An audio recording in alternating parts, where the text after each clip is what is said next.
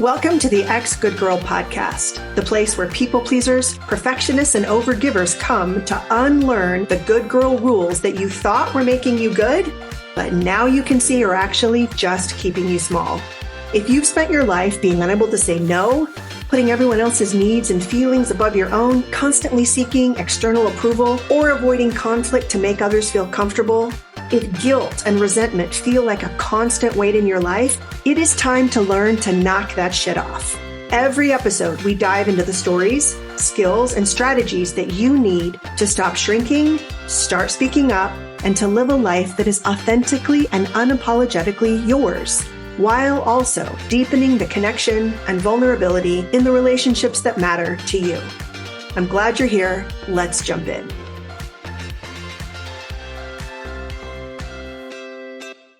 My sister sent me a reel last week, and a comedian is explaining this coping mechanism that she has for hard moments. And this is her strategy. I thought it was hilarious. She mentally adds a baby to whatever awful thing is currently happening. So, are you stuck in traffic? Mentally add a baby. Are you waiting in a long line? Add a baby. Is your flight being canceled or delayed? Do you have diarrhea in the bathroom? Are you up against like a tight project deadline? Add a baby. And then mentally, she takes the baby away. And then suddenly everything feels manageable, right? That she's relieved. Sometimes she was describing like genuinely physically relieved that it's only diarrhea or only a flight cancellation and not diarrhea plus an infant. And I watched it a couple times. I thought it was funny. And when I went to the comments, I was happy and then also not surprised, because there were a lot of women in the comments saying, yes, thank you. This is something we don't talk about enough. Motherhood is hard. I agree. I have 3 kids and I agree. And then there were other comments, and I have no empirical evidence for this, but I think years ago, there might have been more comments like the ones I'm about to tell you about. I'm hoping we're getting kinder toward women and mothers and motherhood in general. But it's interesting that there still are comments that were tearing the comedian apart and then shaming the mothers who were saying, like, yes, this is funny. I sometimes have a hard time with my kids. And so I wanted to just revisit the patriarchal double bind. I talk about this in some previous episodes, and I can link to those in the show notes, where patriarchy gives women 2 impossible standards that are meant to be kept at the same time. And motherhood is one of them. Because while there are some women in the comments of this video agreeing and, happy that someone is empathizing with how hard it is to have a baby, the other comments were so emblematic of how we are taught to think about being a mother. One of them said, if this is hard, you're doing it wrong. Another one, being a mother is a privilege. Another one, you have no idea how joyful it is to be a mom. And another one, you're a bad mom if this is how you feel about your kids. And I wasn't surprised. Like I said, I was happy that there were probably the majority positive comments and people were laughing. But women are completely unaware of how much internalized sexism and patriarchy we're carrying around. And that comes out when women drag other women who don't follow the rules. These are women who are doing the work of the system, patriarchy, so that the system doesn't have to do it, right? We are policing each other and policing ourselves. And I want to unpack a little bit of what's happening, because it, again, speaks to the double bind that patriarchy puts women in, where they are supposed to act a very specific way to be quote unquote right. And then that way actually defies the actual experience of the thing. And here's what I mean by that. A good example of a double bind is like a woman is supposed to be virginal and pure and also sexy and know exactly how to please a man, right? You can't keep both of those at the same time. And one, being one, kind of defies the existence of the other. And in motherhood, it works a little differently because the reality is motherhood is beautiful and also hard. And patriarchy does not let you, or it doesn't do a good job of letting you acknowledge that both things are true. And what ends up happening instead is that other women enforce a set of rules, shaming and policing everyone who dares to talk about the hard parts about motherhood because of what it means about them. And I'm going to talk a little bit more about that. I also want to say this rule book that I'm about to describe, The Rules of Motherhood, is really specifically written for women who are white, Western, and middle class. And this is the kind of woman whose motherhood has always been held up as the standard in parenting books, on social media, and in society. And social media in particular has done something particularly insidious. It's taken this very one version of motherhood, the white, middle class, Western, curated, grateful, Hallmark version, and made it the wallpaper of a lot of people's lives.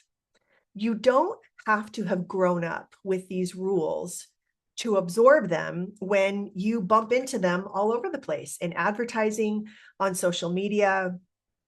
And I just want to acknowledge that other cultural groups and communities have different rules around motherhood.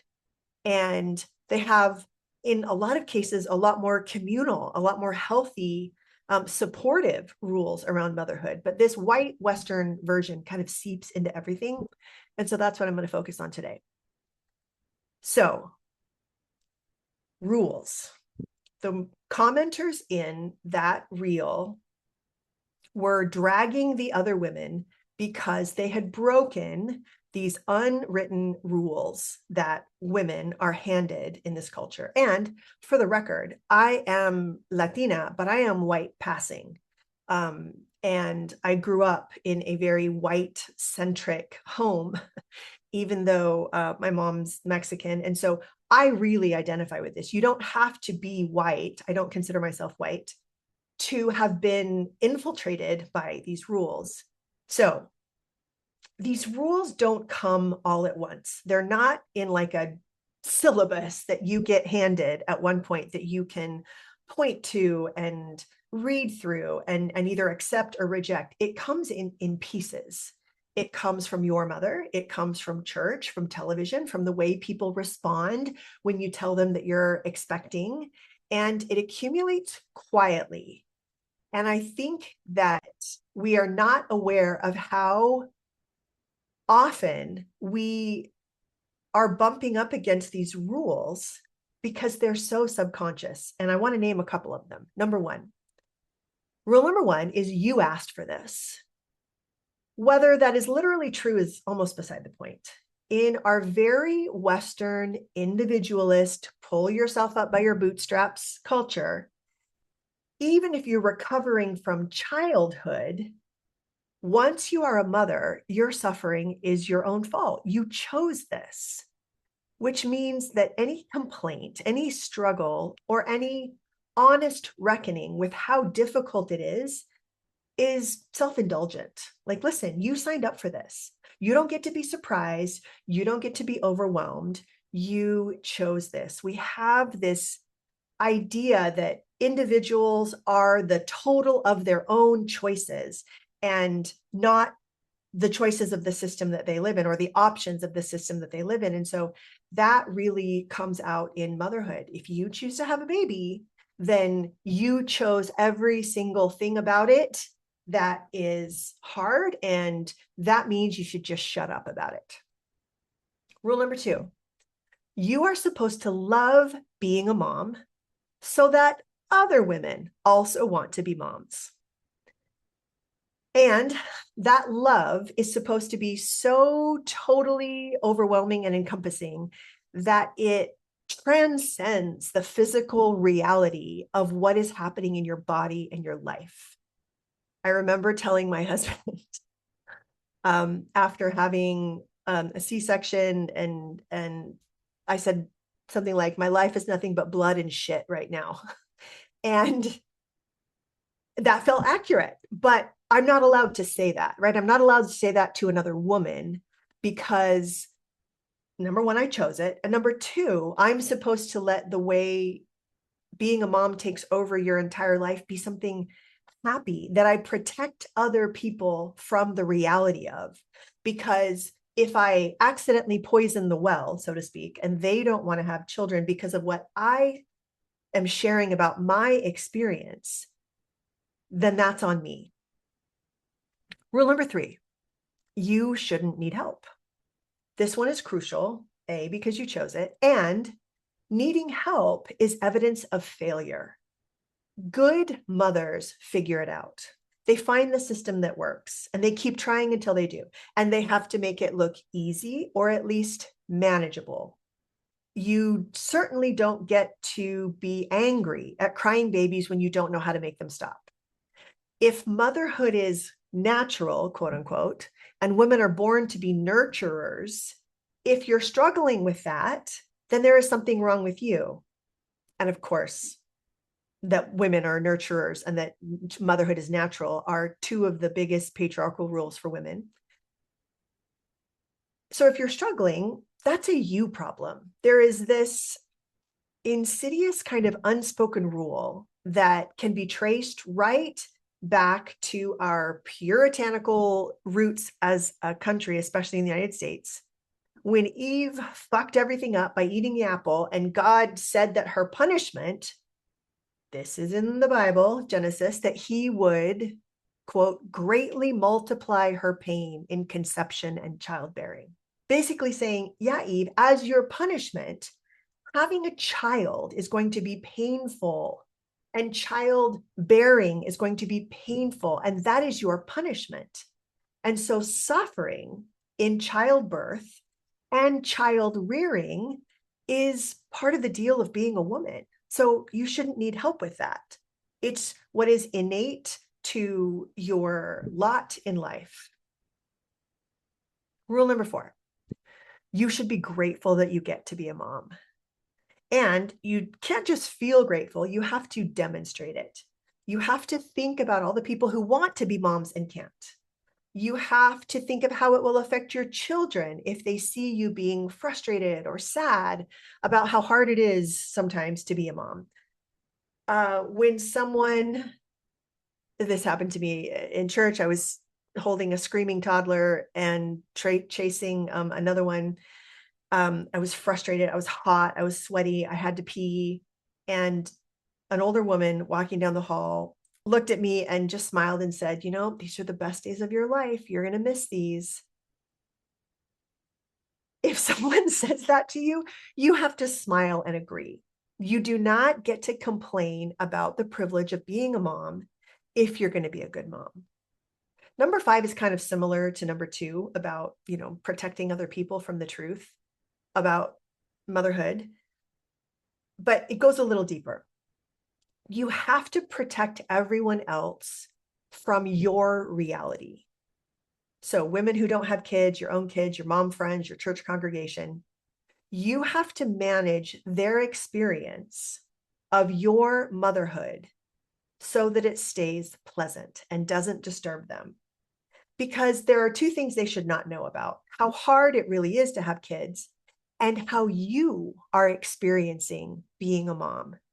If you are grieving about your past life, if you are grieving about the way your body has gone through massive changes, traumatic changes, if you are grieving about having to make the decision to stay home with a baby because you don't have enough money for childcare, like, you have to protect other people from that, because the fantasy of what motherhood is supposed to be has to be kept intact so that other people want to have children, and so that they think you are a good mother.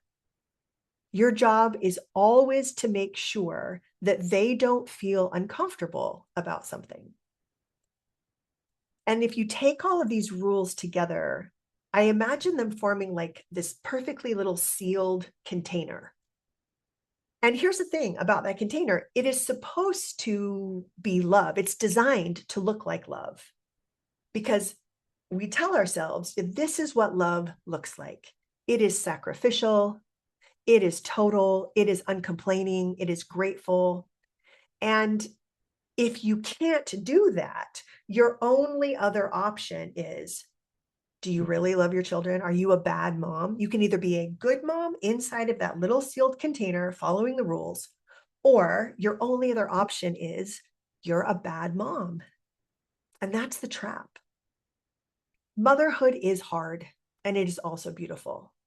Some of the most transcendent, memorable, bonding moments of my life happened in the very same hour as some of the most depleting and exhausting. I remember nursing a baby, don't even remember who, at, I don't know, 2, 3, 4 a.m. in the morning, and just looking down at the little face and feeling so incredibly in love with this human, and then getting up and barely being able to make it back to my bedroom, leaning on the walls because I was so exhausted I could barely walk. There is joy and struggle, explosive diapers and snuggles, tantrums and love. And what the rules do is they tell us how much of that struggle that is there, that is real, that exists, is acceptable to share, and how much help and support we should give moms. And here's what makes the rules so insidious. No one tells you where the line is. The rule says you should protect other people. And clearly we've gotten away from that a little bit because some of the comments that I read were people sharing struggles. And so it's okay to struggle a little bit. Like a little bit of struggle is allowed. That's appropriately human. That, other moms kind of nod. But you never know where the line is. And you don't find out you've crossed the line until you've already crossed it, until you speak up and say something honest and other people look at you like, oh my gosh, she's a bad mom, right? Until you admit how depleted and exhausted you are, how things don't feel right, how your body feels terrible, and you get the comment section or the comments from friends and family. I remember my mom telling me, you know what, just focus on the baby, just focus on the baby, which not terrible advice, right? But also certainly not advice that was helpful to me. And it just made me be quiet. And so a lot of women, when we are afraid of what will happen when we tell the truth, we err on the side of silence. We say things carefully. We perform being fine. And oftentimes, especially in the case of mothers, we keep trying and trying and trying to figure it out because that's what a good mom does. That's what a mom who is a natural nurturer does. Often waiting until we are so depleted that we can't pretend anymore. And by then it's a crisis instead of asking for help. And so my point about the rules is that they're vague enough that we worry about crossing it and receiving the backlash from other people.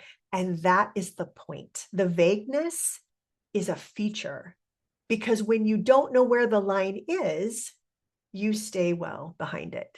You don't talk about how hard it is unless you're certain that the people listening to you will be accepting and kind. And you certainly don't ask for help. And help is what I want to talk a little bit about now. When you look at what our culture actually provides for mothers and families, it sends a very different message than what patriarchy wants us to believe. Patriarchy wants us to believe, again, you're a natural nurturer, it's your highest and holiest calling, it's the best thing you could do with your time, your body, your energy, your brain. And yet, culturally, politically, in terms of systems that actually support, you're on your own. There is no guaranteed paid parental leave. Let me say that again. We are one of only a handful of countries in the world that does not guarantee paid parental leave. I mean, it's the United States and Papua New Guinea and a small number of others. That's the company that we are in on this particular policy. Many women get 12 weeks of unpaid leave, and that's protected technically under the Family Medical Leave Act if they work for a company with 50 or more employees, which means if you work for a small business or you're a contractor, you get nothing at all. You might be back at work 2 weeks after a C-section because you ran out of time off. I had 3 C-sections and I scheduled every single one of them on a Friday because at least that way my husband could take Friday and then the following Monday off, and I'd have 4 days of help because he didn't work for a company that was big enough to give him even unpaid time off. There is no subsidized or free childcare. In most parts of this country, full-time childcare costs more than rent. It is often more than a mortgage. It is common for families to pay $20,000, $30,000, or $40,000 a year for infant care. And that's if they can find a spot. In a lot of states, there are 2 to 4 times as many children who need care as there are licensed childcare slots available. And so most of the time that falls on the mothers, who then have to choose between a career that they might enjoy or need and staying home. They stay home because they have to, not because they want to, just because the math doesn't work. There's no universal health care. Women are making decisions about whether or not they can even afford prenatal care, whether they can afford the follow-up appointments after birth, whether they can afford the postpartum depression medication or visit. These are not hypotheticals.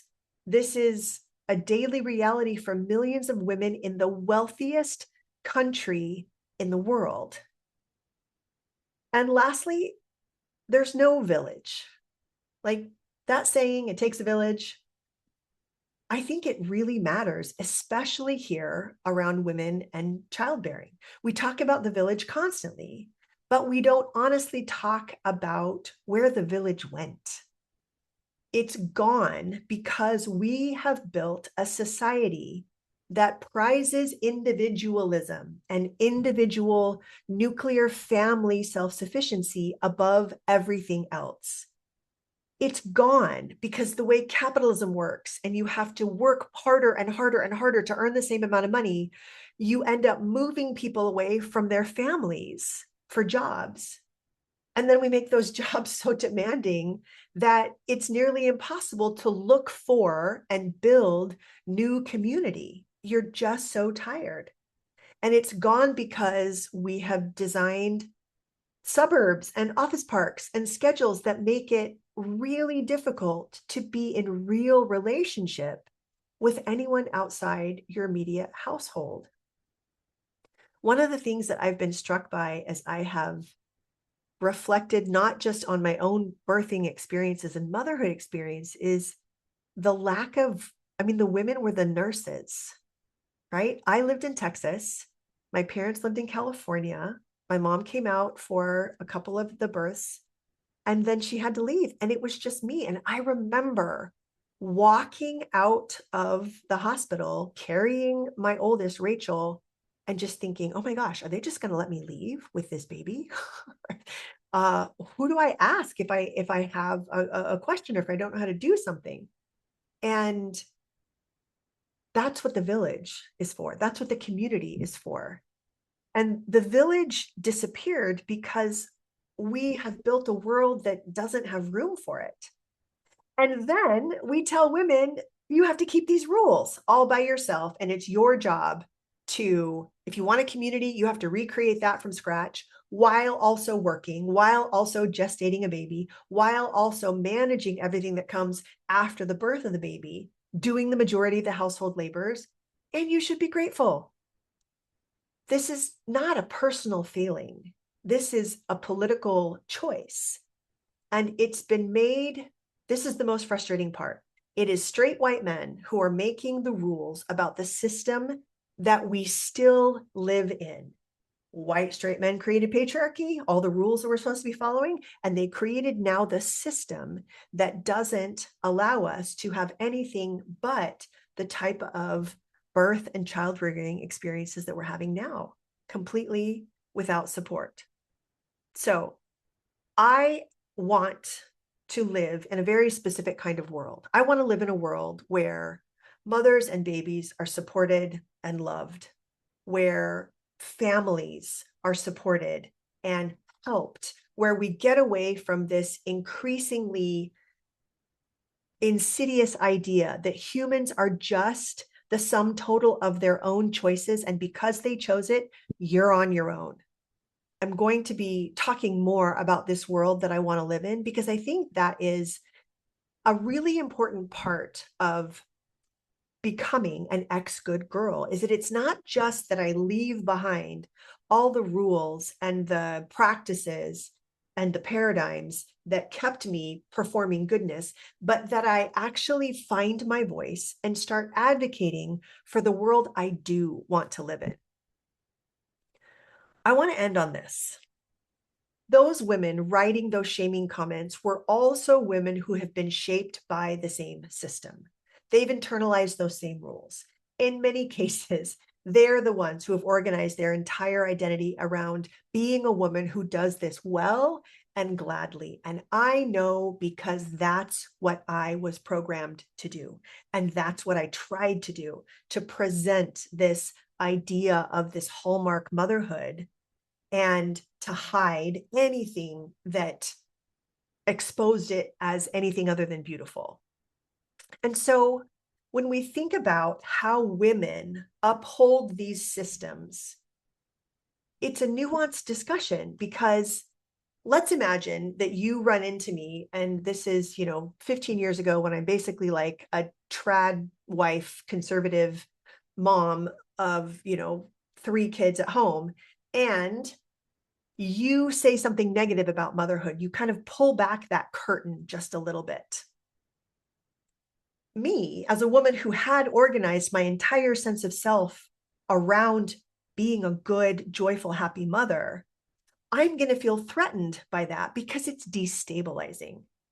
Because if you're allowed to say that it's hard, why am I over here doing so much work to make it look easy? If I'm over here busting my ass to make motherhood look beautiful, why aren't you? Why aren't you joining with me in keeping these same rules? That is internalized patriarchy.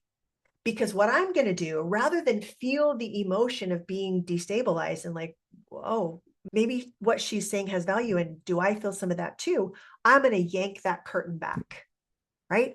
I am going to make sure that it gets put back up and stays firmly in place, because I don't want to, or I don't know how to deal with the destabilization of seeing the double bind, of seeing the rules. And that is internalized patriarchy doing exactly what it is designed to do. It is getting women to police each other and to police themselves, so that the system doesn't have to, so that the structure never has to change, so that we never get together as moms and be like, hey, why don't we have paid parental leave? That's ridiculous. Hey, why don't we have subsidized childcare? Why are we spending so much money on bombs and killing children in other countries? Why don't we take better care of our children here, so that more of them can have a healthy, happy opportunity? Patriarchy wants it to stay a you problem, so that we never examine the systems, so that the political choices that create these systems are never examined. And instead, it's just a failure of individual women. She should try harder. She's a bad mom. She doesn't know how joyful it is to be a mother. It's not a we problem. It is a you problem. And that is why there's so much mom guilt. That's why that term exists, because you can't do it all. It is blood and shit. And you can't say that without being punished and it's a you problem. And so the system cannot help you. You are on your own. So the women shaming others in the comments, they are as much a victim of this system as those who aren't, right? We're in the same container. And the only difference is a mom who's willing to recognize the difficulty and the nuance and the both and of motherhood has gotten out of that container, and the one who's still shaming others is still in it. And it comes from fear, the same fear that keeps women from asking for help, the same fear that keeps them saying that they're fine when they're not. And the belief underneath all of that is, if I say this true thing, I will lose something. If I say how hard this is, if I say how lost I feel, if I say how sad I am about my body changing and being in pain and just looking and feeling different, I will lose something. I will lose the respect of a good mother. I will lose the respect that is afforded to good mothers. And that belief does so much damage, not just in the world of motherhood, but to our relationships, to our marriages and friendships, to people with whom we could be in real, honest, sustaining connection with each other. And instead of that, we're just kind of performing this idea that patriarchy wants us to. My youngest asked me something recently, and he's number 5. And he asked me, he said, Mom, if you had known how hard it was going to be to have 5 kids, would you have still done it? And I thought, and I knew what he was, obviously, if we decided to stop sooner, he would not be here. But I decided to be truthful. And I said, I didn't know how hard it was going to be. I had no idea. And how isolating and how hard on my body, to this day, right? If I sit a certain way, there's pain in my hips from having so many kids. And so I said to him, honestly, I probably wouldn't have. But then I continued. And I said, but knowing each of you as you are today, and having had the chance to be your mom, that's the best thing that ever happened to me. And so I am so glad that I did, even with the hard days. I'm so glad that I did. And both things are completely simultaneously true. That's not being a bad mom. And that's what it actually looks like to hold this complexity in a new way. The women who have been the upholders of this patriarchy because they don't want to be considered bad moms, we need to give them another option, because what they think is disloyalty to the high and holy calling of motherhood is really just pretending. And it's stopping all of us from having systems. We are so busy policing each other and telling each other how to be good moms, wives, daughters, children, friends, that we don't question the systems that we live in. Because the systems that we live in do not support these experiences of motherhood, of womanhood, of bodily autonomy, of joyful, supported living. And it is time that we start to question that instead of questioning each other. Thanks for listening. I'll see you next week. If this podcast has been useful to you, a 5-star rating wherever you listen means more than you know.